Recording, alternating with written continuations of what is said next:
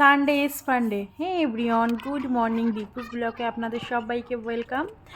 আর আজকের সকালটা দেখো স্কিন কেয়ার দিয়েই শুরু করলাম, যেহেতু সপ্তাহে প্রতিদিনই মেয়ের স্কুল থাকে, যেহেতু সানডে ছেড়ে তো সেরম করে স্নানের আগে স্কিন কেয়ার করা হয় না, তাই আজকে ভাবলাম একটু সানডে কাজের চাপও কম আছে, তাহলে আজকের সকালটা স্কিন কেয়ারটা দিয়েই শুরু হোক।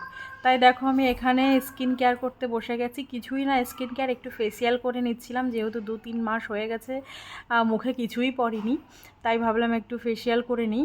তো এই ফেসিয়ালটা 6টা স্টেপ ছিল, প্রত্যেকটা তো দেখানো সম্ভব নয়, প্রত্যেকটা দেখাতে গেলে তাহলে হচ্ছে তোমার ভিডিওটা অনেক লম্বা হয়ে যাবে, তো অত লম্বা ভিডিও আজকাল কেউ দেখতে চায় না। আর সত্যিই তো এখন শর্টসের জামানা, লং ভিডিও কেউ দেখতে চায়। তো দেখো একটু মুখে ম্যাসাজ করে নিচ্ছিলাম, যদিও ব্যাকগ্রাউন্ডে ভীষণ আওয়াজ হচ্ছে, একটু ম্যানেজ করে নিও, যেহেতু এখন দিনের বেলা তো ব্যাকগ্রাউন্ডে তো আওয়াজ বেরোবেই। যদিও এডিটটা রাত্রেবেলাই করা উচিত, কিন্তু সত্যি কথা বলতে রাত্রে আমার মেয়েকে পড়াতে হয়, তারপরে খাবার বানাতে হয়, তারপরে খেয়ে ঘুমোতে ঘুমোতে এমনিতেই 11টা বেজে যায়। তারপরে আর রেডিতে বসলে আমি আর 2টোর নিচে তো শুতেই পারি না। কদিন 2টোর নিচে শুয়ে শুয়ে আমার চোখের নিচেতে ডার্ক সার্কেল হয়ে গেছিলো।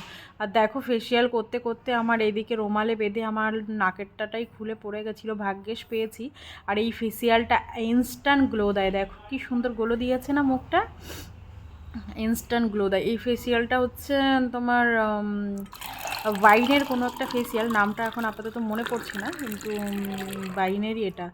তো দেখো এখানে আমি সিয়াসিড ভেজানো জলটা এখন খেয়ে নিচ্ছি, যেহেতু সিয়াসিড ভেজানো জল, তারপরে আমার আর একটা আছে এনার্জি ড্রিঙ্কস, এই দুটো ড্রিঙ্কস খেলে আমার শরীরে মনে হয় এনার্জি ফিরে পেয়েছি। আর এখন চলে গেলাম স্নানে। আর স্নান থেকে এসে দেখো পুজো দিয়ে চলে এসেছি, সেটা দেখানো হয়নি, পুজো দিয়ে চলে এসেছি।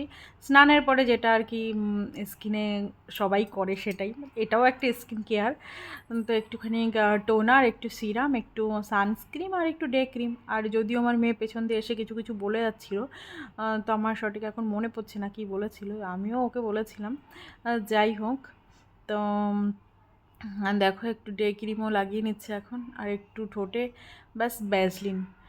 যেহেতু এখন কেউ কেউ বলবে যে ঠান্ডার সময় ভ্যাসলিন লাগায়, গরমে কে লাগায়, কিন্তু আমি 12 মাসই ভ্যাসলিন লাগাই। দেখো এখন কী সুন্দর লাগছে না, মুখটা ইনস্ট্যান্ট গ্লো দেয়, ফেসিয়ালটা সত্যিই খুব ভালো। এখন চলে এসেছি ছাদে এসে দেখো জামা কাপড়গুলো মেলে দিচ্ছি, যেহেতু স্নানের সময় যে কটা জামা কাপড় দিয়েছিলাম সে কটা, আর যেগুলো দেখা যাচ্ছে সেগুলো হচ্ছে সকালে ধুয়ে নেড়ে দিয়ে গেছিলাম।